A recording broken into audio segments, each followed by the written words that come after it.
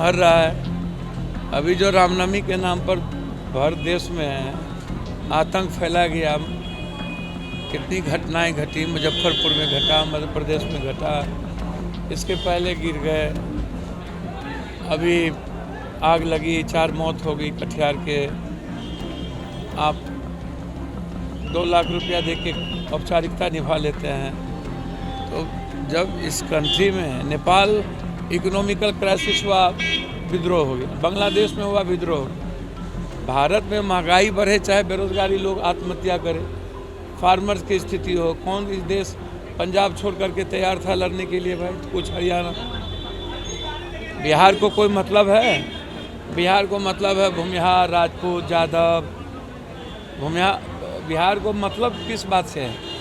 अब जरा हमको बताइए ना। एमएलसी में सब चोर और माफिया जीत गया, उसके लिए आप लोग भर दिन चैनल चलाते हैं। यहाँ कोई भला लोग जीता? पटना में दोनों माफिया, एक ही दादा के 2 चेला, और दोनों को वोट आ गया, जदयू के नेता को वोट नहीं आया। तो ये बिहार है? ये देश है? ये तो लोकतंत्र। आज बाबा साहब अम्बेडकर जी के संविधान दिवस की बात करते हैं आप, जयंती या पुण्यतिथि, उनका रेस्पेक्ट कहाँ है? संविधान को ही खतरे में डाल दिए, लोकतंत्र खतरे में है। जब आप पैसे पर वोट दोगे, अब माफिया, अपराधी या दादा नाना सबको वोट देकर चुनो, पैसा लेकर के लाओगे, एको तो नीक लोग बिहार में है क्या? इसे तो पता चलता है कि एक भी नीक लोग बिहार में नहीं है। सब चोर उचक्का को आप विधान परिषद और विधान तो बैठाइएगा भैया, वो तो उसका मामला है, अंदरूनी मामला है। मदन जी अच्छे नेता हैं, अच्छे लोग हैं। हम तो नागेंद्र राव को जानते हैं ना, नागेंद्र राव अच्छे लोग थे, कांग्रेस से कभी अलग नहीं हुए, कांग्रेस आइडियोलॉजी और आइडेंटिटी के साथ रहने वाले लोग हैं। अब तो तय करना चाहिए, पूरा देश निगाह देख रही है कि देश टुकड़े टुकड़े होने की स्थिति में, अलग अलग बंटवारा हो जाएगा देश की, ये स्थिति है। गरीब अमीर होता तो समझ में आता। अब तो हर जाति अलग अलग, धर्म मजहब के आधार पर, साउथ नॉर्थ के आधार पर देश की स्थिति खराब है।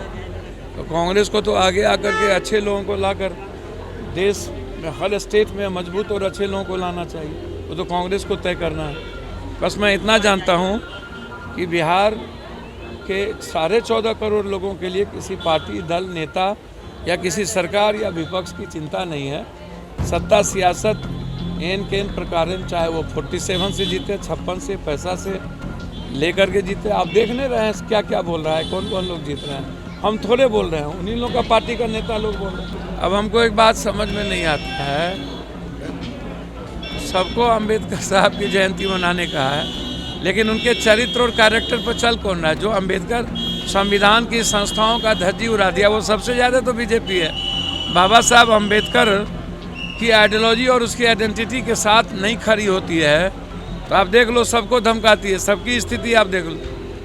आप जब बीजेपी का एक एक वे देखोगे, कैरेक्टर देखोगे, एजुकेशन का मामला देखोगे, तो उसमें लगेगा आपको कि बाबा साहब अम्बेडकर जिस तरह के एजुकेशन और समाज के अंतिम व्यक्ति के लिए चाहते थे, बीजेपी उसको समाप्त कर दिया एजुकेशन के मामले में, उसके इकोनॉमिकल मामले में।